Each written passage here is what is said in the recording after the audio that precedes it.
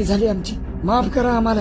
ए पंड्या, बापा, माफी मागायची, माफी माग. नाही नाही नाही, ते काय नाही. आम्हाला ना या गावामध्ये सोयरीकच करायची नाही, करायचीच नाही. कॅन्सल.